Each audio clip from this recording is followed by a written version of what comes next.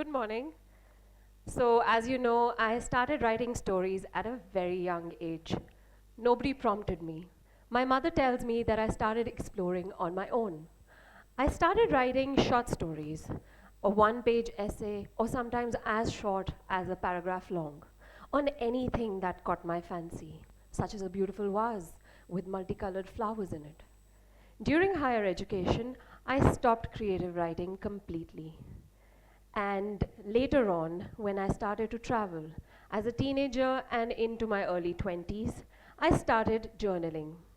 I would write about the places that I would visit, make a list of the places to see, the things to do over there, and how to do that on a budget.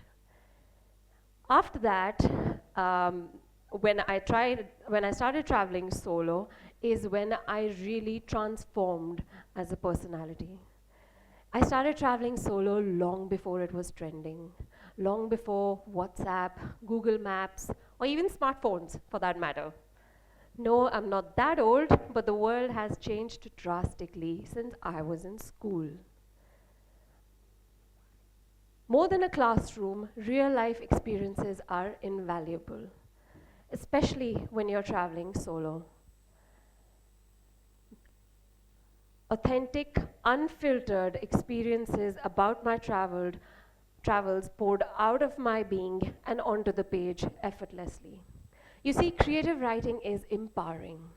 Imagine you're going through a tunnel and it's pitch dark and you can't see anything. And then you see tiny twinkling yellow lights on the tunnel's roof. At 17, I witnessed a magical sight at Waitomo Caves in New Zealand.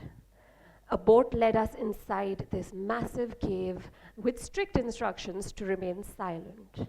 At first, we could not see anything, and then millions of tiny lights sprinkled across. It was a starry wonderland beyond my imagination. Now, many decades later, I can still recollect that experience as if it were yesterday. At that time, I was in awe. As a travel writer, it is our role to transport the reader to a new realm, a Shangri-La of their dreams. Through all of my writings, this is a theme that I follow, including my book, Dreaming of Everest. Creativity can strike you anywhere.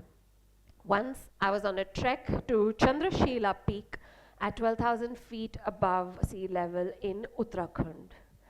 I was completely mesmerized by the early morning views of the rising sun above the Garhwal Himalayas. Till now, I can remember in great detail the mist suspended mid-air, the orange glow of the sun illuminating the white peaks, the frosty mountain air on my nose, and the jubilant mood surrounding me. When it comes to writing, especially travel writing, it is important to be observant. Making a note of such minute details helps me as a writer to transport my readers to a place that they may have never seen or even heard of. It's equivalent to a magician's trick. And that is something that really helps us writers relate with our audience. How do you give the reader a sense of wonder, joy, suspense, or even regret? Is the protagonist relatable? In my book, I gave my readers a detailed insight into the mind of the protagonist, in this case, me, while I was on my 130-kilometer journey to the Everest Base Camp, taking my readers along with me on the highs and lows.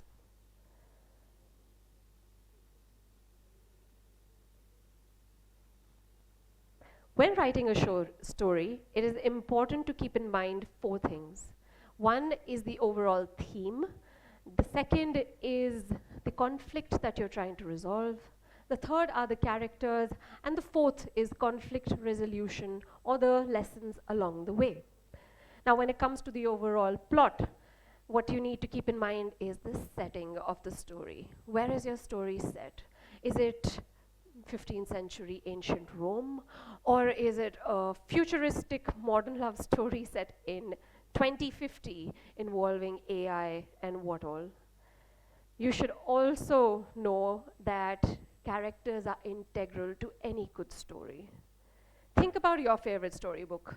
There must be a character that you are fond of, somebody maybe you hated, or somebody you look up to or even quote from till this day. In my book, I gave people a detailed insight into the different characters who were going along on this epic journey, a journey beyond everyone's imagination, a difficult goal that all of us had set up for ourselves. Is there something difficult that you're working on right now? How do you plan on accomplishing it?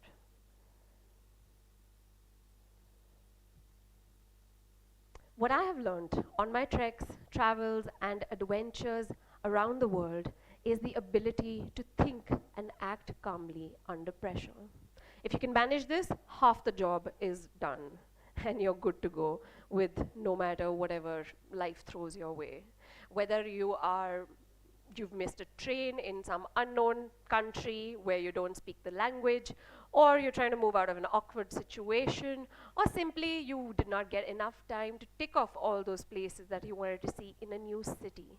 The uncertainty of travel teaches you to be more certain about yourself.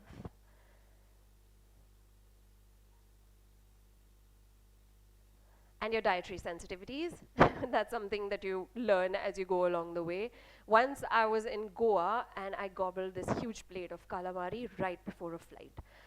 Very, very wrong or bad idea, because when I was on the flight, it seemed like my stomach was completely detached from my body. I just could not wait for that flight to end. So travel teaches you a lot about yourself as well. It helps you understand your thinking and your body a lot better.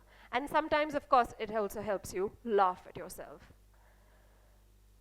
When my book launched, I embarked on a hike to this place, a tiny hamlet called Gulu village above Dharamkot in McLeodganj, Himachal Pradesh.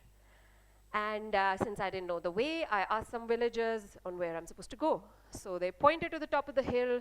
This long, steep, winding path would take me there. And as I got to the top, I realized that I was pretty deserted. With no one around me, it seemed like not a good idea to go to the waterfall that I was wanting to go and see. So I decided to turn back. But as I was about to turn back, I stopped to take a sip of water. And my eyes fell on this newspaper cutout on the window of a village home. It was one of my articles that I had written for the Tribune. I could not believe it. It seemed very surreal, and I was happy and amazed. I took it as a sign from the universe to continue exploring my journey as a writer and an author.